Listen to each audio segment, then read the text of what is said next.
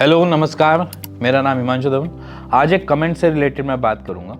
Varicocele में hormonal changes देखने को मिलते हैं। ये एक कमेंट भी आया था और मेरी नॉर्मली जब हम क्लिनिकल प्रैक्टिसेस में होते हैं जनरली एक क्वेश्चंस होते हैं कि क्या मैं हार्मोनल चेंजेस में फंस जाऊंगा या मेरे हार्मोन्स मेरे को सपोर्ट करेंगे या नहीं करेंगे। ऐसे बहुत क्वेश्चंस होते हैं जो वेरिकोसील से एडजॉइनिंग करते हैं और उसके आजू बाजू घूमते रहते हैं और उसका एक डर भी होता है एज एन आपके और मेरे में। अगर मेरे को वेरिकोसील होगा या आपको भी अगर कुछ वेरिकोसील होगा तो एक डर होता है कि मेरा बॉडी मेरे फेवर में काम करेगा या नहीं करेगा।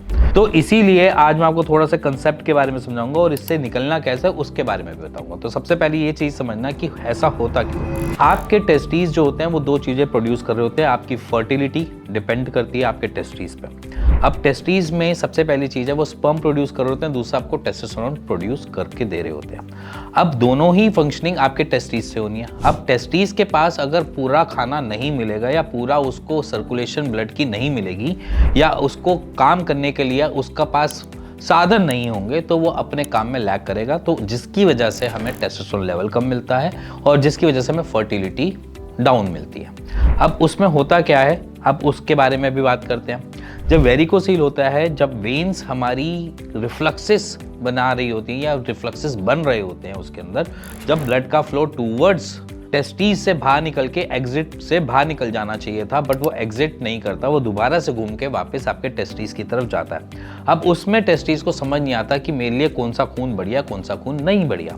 अब जो खून ऑक्सीडाइज ब्लड जो उसको मिलना चाहिए था बट वो डीऑक्सीडाइज ब्लड के साथ काम कर रहा होता है, जिसकी वजह से टेस्टीज जो हैं वो अपने काम में असमर्थ हो जाते हैं या अपनी फंक्शनिंग को डाउन कर लेते हैं। जब वो अपनी फंक्शनिंग को डाउन करते हैं तो हमारी बॉडी थोड़ी बहुत चेंजेस में आती है, जिसमें हमारी फर्टिलिटी तो हैम्पर हो ही रही होती है, साइड बाय साइड हमारे टेस्टोस्टेरोन लेवल थोड़ा सा डाउनवर्ड जा रहा होता है, जिसकी वजह से हमारी बॉडी में बहुत अलग अलग चेंजेस देखने को मिलते हैं। जैसे कि छोटी छोटी बातों पे रोना आ जाना, इरिटेटेड मूड रहना, ठीक है, फ्लक्चुएशंस बॉडी में अलग अलग देखने को मिलना, ठीक है, और हम बहुत जल्दी क्या करते हैं, इरिटेबल हो जाते हैं किसी भी चीज़ को लेकर, चाहे वो एक क्वेश्चन क्यों ना पूछ ले और हमारे फेवर के लिए, तब भी हम इरिटेबल हो जाते हैं। तो ये कुछ जनरल चीज़ें हैं जो हम बेसिकली हार्मोन चेंजेस में एज इन मैन में भी देखते हैं, एज इन मेल बॉडी के अंदर देखते हैं।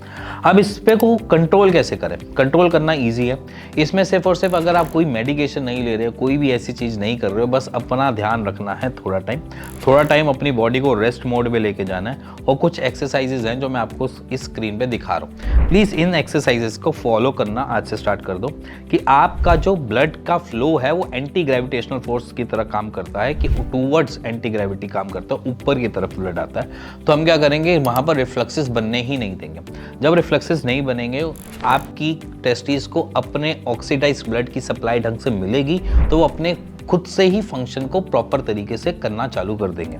अगर टेस्टीज में कोई एट्रोफी जैसी दिक्कत आ रही है तो उसका सॉल्यूशन किसी और लेवल पे होगा। वहाँ पे मेडिकेशन हो सकती है, सर्जरी हो सकती है, ट्रीटमेंट हो सकता है, बहुत सारी चीज़ें हो सकती है। बट अगर आपको सिर्फ एक नॉर्मल फर्टिलिटी इश्यूज आ रहे हैं और अभी कोई एट्रोफी जैसी कोई भी कंप्लेंट नहीं अराइज हुई है, तो आप ये आज से करना स्टार्ट कर देना। आपको खुद ही अपनी फर्टिलिटी में चेंजेस देखने को मिल जाएंगे। दूसरा, आपको अपनी बॉडी में चेंजेस देखने को मिल जाएंगे। तीसरा, आपको पेन से रिलैक्सेशन मिल जाएगी। चौथा, टेस्टीज की अपनी प्रॉपर फंक्शनिंग खुद से ही स्टार्ट हो जाएगी। रिलैक्सिंग एक्सरसाइजेज हैं, प्लीज़ इसको आज से फॉलो करो और आज से ही आपको बेटरमेंट देखने को मिल जाएगा। इसके साथ आपने कुछ चीज़ें नहीं करनी होती, जिसके साथ को मैं बोलता हूँ कि आपने कोई बाइक राइड नहीं करनी, आपने स्कूटर राइड नहीं करना। कहीं जाना है, पब्लिक ट्रांसपोर्ट यूज़ कर लो, कार है घर में तो कार यूज़ कर लो, बट कोई भी स्कूटर, बाइक, साइकिल जैसी चीज़ों का नहीं इस्तेमाल करना। अगर आप जिम जा रहे हो, स्ट्रेंथ ट्रेनिंग कर रहे हो, तो स्ट्रेंथ ट्रेनिंग कुछ टाइम के लिए अवॉइड रहेगी। नॉर्मल अपनी अगर आपको एक्सरसाइज करनी है तो आपने जनरली कुछ नहीं, योगा के आसन्स पे जा सकते हो, टूवर्ड्स योगा कर सकते हो, अपनी फ्लेक्सिबिलिटी बढ़ा सकते हो इस मूवमेंट पे और अपनी बॉडी को स्टेबल कर सकते हो। इसी के साथ इस वीडियो को एंड करता हूँ। इसी के साथ मिलेंगे नेक्स्ट वीडियो के, तब तक good bye and take care.